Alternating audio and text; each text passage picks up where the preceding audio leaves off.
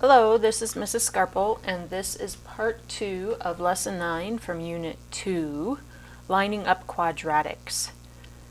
In the first part, we were working on using factored form to graph and identifying different parts of the graph from factored form, and so in this video we're going to continue doing that. With our first example here, we have a negative x squared minus 6x minus 5. Now, prior to this lesson, all of our factoring has involved a positive x squared term.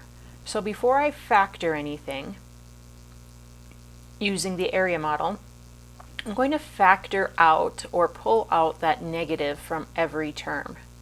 So think of it as the distribution property backwards, or the distributive property backwards.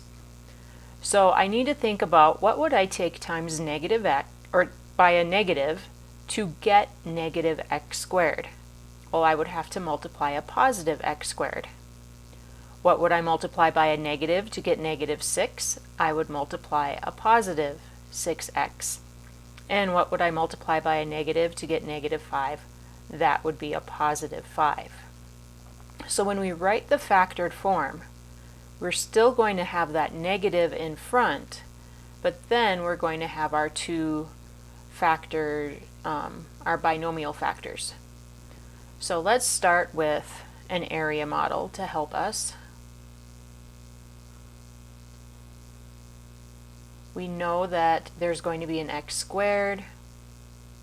We know there's going to be a positive 5. So what multiplies to give us 5? Well, our only option is 1 and 5. So we'll have to see how they work in this process. We also know that in order to get x squared, we need to use x times x. So if I place a 1x in here and a 5x in here, I can check, well, if they're both positive, I will get that positive 6x. And if I take x times 1, I get that 1x. And if I take x times 5, I'll get the 5x. And then one last check. Positive 1 times positive 5 does in fact equal positive 5. So our factored form is negative x plus 1 times x plus 5. So our x-intercepts are going to be the opposite of the values of 1 and 5.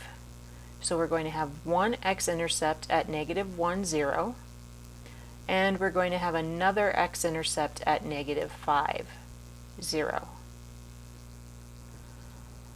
The line of symmetry will be found by adding negative 1 to negative 5 and then dividing by 2.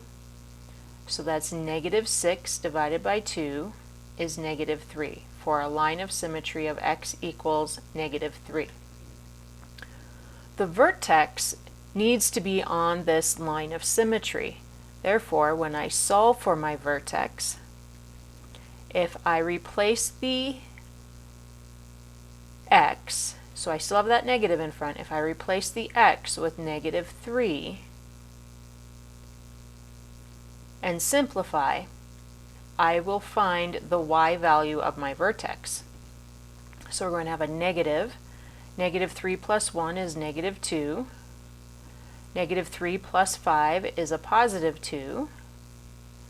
So a negative 2, or the opposite of negative 2 is 2, times positive 2 is a y value of 4. So the vertex will be negative 3, 4.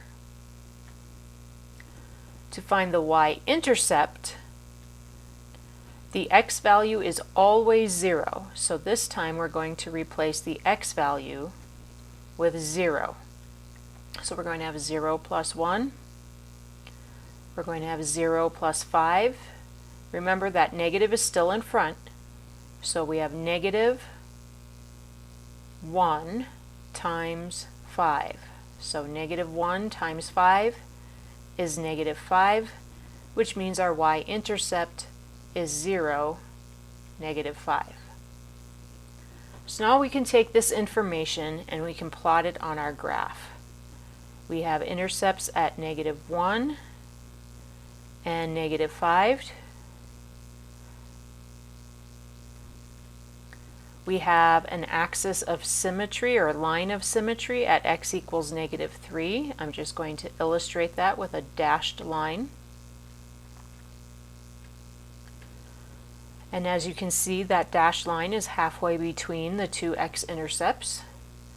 The vertex will be plotted on that dashed line up 4. And the y-intercept 0, -5. And because it's a parabola, there's another point reflected across that line of symmetry at -6, -5. And now we can draw our parabola through these points.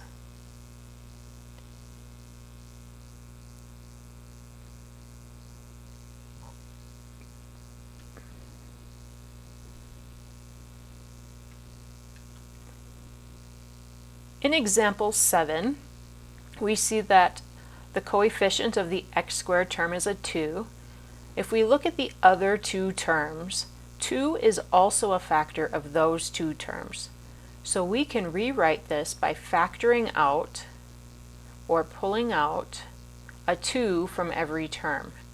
Again, that's the distributive property backwards that we're going to be applying. So what do I take times 2 to get 2x squared? I'm going to multiply x squared. What do I take times 2 to get -12x? That's going to be -6x. What do I take times 2 to get 16? That's going to be a +8. So we can go to our area model, and just using the expression that's in the parentheses, our factored form is still going to have that f of x equals 2 followed by 2 binomial factors. But when it comes to filling in our area model, we're just using x squared and we're using the 8 from the expression in the parentheses. So to get x squared, that's x times x. Factors of 8 are 1 and 8 and 2 and 4. Now we need them to add to -6. Well, that's going to be 2 and 4, and that's going to mean that they're both negative. So x times -2 gives us -2x, x times -4 gives us -4x, and -2 times -4 does equal +8. So our factors are x minus 4 and x minus 2. So now we're able to identify the x-intercepts, which again are going to be the opposite of what we have inside our factors. So we have one intercept of 4, 0, and we're going to have another intercept of 2, 0. The line of symmetry, again, add your x-intercepts, divide by 2, and we have an x value of 3. So x equals 3 for our line of symmetry. Because the vertex has to be on this line of symmetry, we know that we can substitute 3 for the x in our equation. So we still have the 2, and then we have 3 minus 4 times 3 minus 2. So that gives us 2 times -1 times +1, which will equal -2. So our vertex is at the point 3, -2. The y-intercept can be found by replacing x with 0. So we're going to have 2 times 0 minus 4 times 0 minus 2. So that's 2 times -4, which is -8, times -2 is going to be a +16. So our y-intercept is at 0, 16. So I'm going to move my x-axis down so that I can actually show it. Now in your assignment, you might not be able to show that y-intercept, and that's okay. Nothing wrong with that. So let's start by plotting points. 2, 0, and 4, 0. The line of symmetry is at x equals 3, and as you can see, that's halfway between the two intercepts. The vertex will be on that line of symmetry at 3, -2, and then the y-intercept is at 0, 16. 1, 2, 3, 4, 5, 6, 7, 8, 9, 10, 11, 12, 13, 14, 15, 16. And we can draw a reflection of that point on the other side of that line of symmetry. And then we can graph our parabola. Make sure that you're putting a curve at the vertex. We can graph this parabola through the points that we have.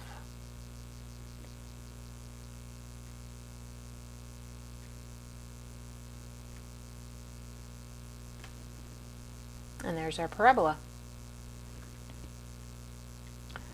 Example 8 has both a negative and a 2 on that leading term. But 5 and 3 do not have a common factor of 2. So the only thing I'm going to factor out on this one is the negative.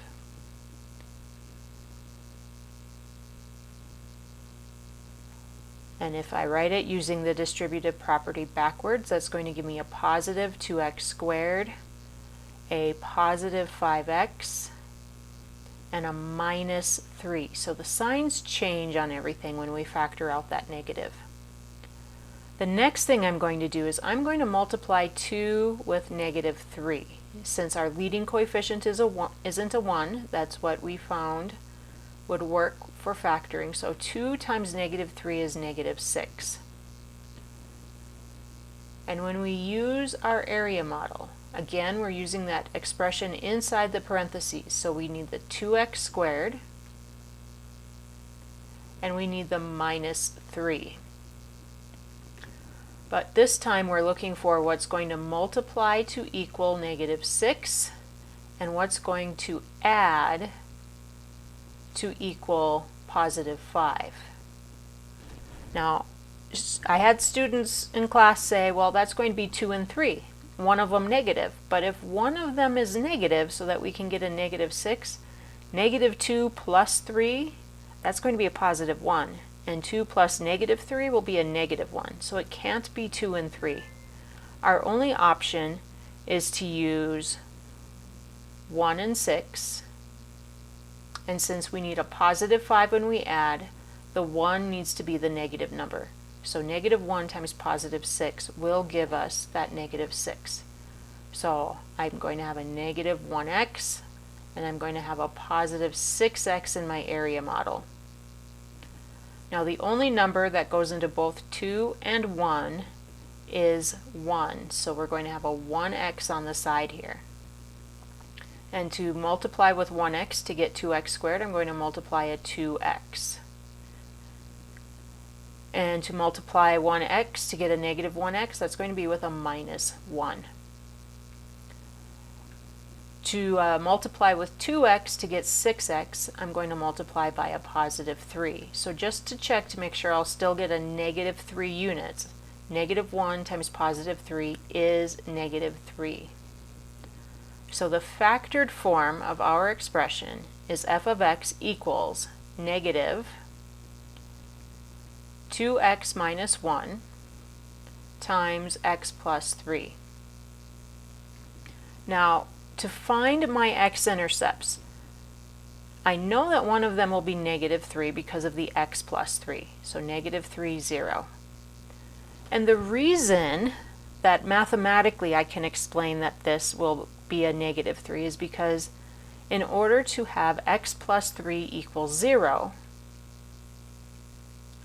I need to subtract 3, so x is -3. using the idea that if my root here is kind of what we call it, the factor is equal to 0, I'll do the same thing with 2x minus 1 equals 0. Add 1 to each side, 2x equals 1. Divide by 2 and we have 1/2. I'm going to go ahead and use the decimal equivalent of 0.5. And 0 is our other x-intercept. For the line of symmetry, I'm still going to take -3 and add it to 0.5 and then divide by 2. So -3 plus 0.5 is -2.5 divided by 2. And -2.5 divided by 2 is -1.25. So our line of symmetry is x equals -1.25. To find the vertex, I still use that line of symmetry value. So we have y equals -2 times -1.25, subtract 1, times -1.25 plus 3. So we have a negative 2 times -1.25 is -2.5 minus 1. And when I do -1.25 plus 3, I have 1.75.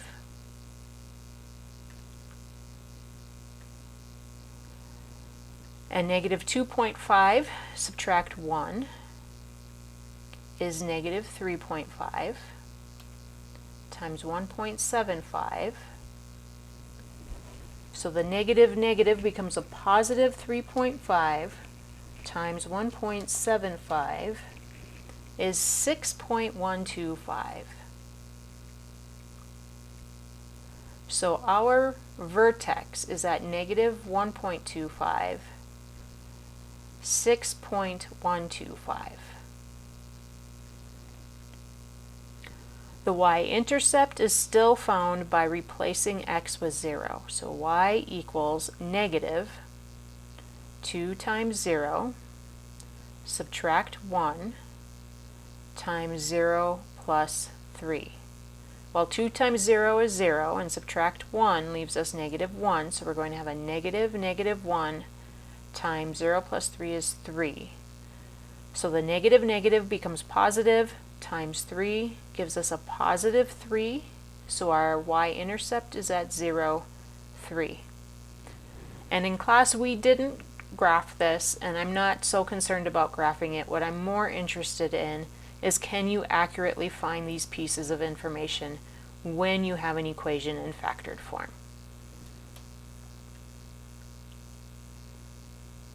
So what are our takeaways? When we have a quadratic function in factored form, f of x equals a times x plus m, x plus n. The x-intercepts are going to be the opposite of m and the opposite of n. So that's why you see here a -m and a -n. We want the opposite value that we see in the factored form. The y-intercept can be found by substituting 0 for x and then simplifying your expression to get the y value. The line of symmetry can be found by adding the x-intercepts and then dividing by 2. I should add.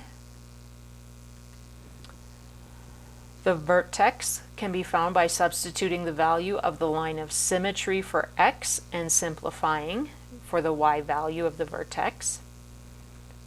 And the vertical stretch and reflection can be found by looking at the a value. That's the value in front of your equation. So if it's negative, it'll be reflected. If it's a larger number, it's going to stretch. If it's a fraction between 0 and 1, it'll shrink.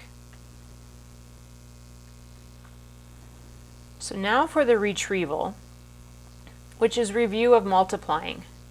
So we take each binomial and place it on one side of the square, and we find the area of each region. So x times 2x is 2x squared. X times 7 is 7x. 5 times 2x is 10x, positive 10x. And 5 times 7 is a positive 35. Now we also see that we have like terms that can be combined. So when we write our answer as a trinomial, trinomial is 3 terms. We have 2x squared, combine the like terms, that's 17x plus 35. So we do the same thing with the 3x minus 2 and the x plus 4, and it doesn't matter which side you put which factor, you'll get the same answer in the end. 3x times x is 3x squared. 3x times 4 is a positive 12x. Negative 2 times x is negative 2x. Negative 2 times 4 is negative 8. Again, look for those like terms. 3x squared. Positive 12 minus 2 is a positive 10x minus 8. And last, we have 3x plus 1 times 2x minus 9. 3x times 2x is 6x squared. 3x times negative 9 is negative 27x. 1 times 2x is a positive 2x. 1 times negative 9 is negative 9. We have the like terms. 6x squared. Negative 27x plus 2x is 25x minus 9. And our last retrieval problem is given to us in vertex form. So we're going to identify the vertex, the intercepts, and the stretch. So the vertex, remember we want the opposite of what's in parentheses, so the x value is negative 5, and that minus 4 on the outside is dropping it down 4. So negative 5, negative 4 is our vertex. To find the x-intercept, I'm going to show multiplying and then factoring to do that. There is another way to solve it using algebra, and if you're interested, please see me and I will go over that with you. So, if I have x plus 5 squared, that's x plus 5 times x plus 5. And then I'm going to subtract 4. So if I use the distributive property to multiply, I'm going to have x times x is x squared. X times 5 is 5x. 5 times x is 5x. 5 times 5 is 25. And then we have that minus 4. So when I simplify this, I have x squared plus 10x plus 21.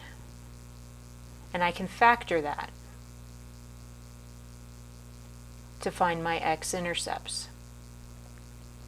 So we have x squared, we have 21, so the x squared is going to be x times x. Factors of 21 are 1 and 21 and 3 and 7. We need the pair that's going to add to 10. Well, that's going to be 3x and 7x. So one factor is x plus 7, the other factor is x plus 3. So our x-intercepts then, remember, are the opposite. So we have negative 7, 0, and we have negative 3, 0 for our x-intercepts. For the y-intercept, replace 0 in the, or replace x in the equation with 0 and simplify. So 0 plus 5 is 5 squared, and then subtract 4. So 5 squared is 25, subtract the 4 is 21. So the y-intercept is at 0, 21. And if we look at our equation, I don't see an a value in front. So we can assume that that value is 1, which means there isn't any stretch. So I'm just going to write none. And this concludes part 2 of lesson 9 from unit 2, lining up quadratics.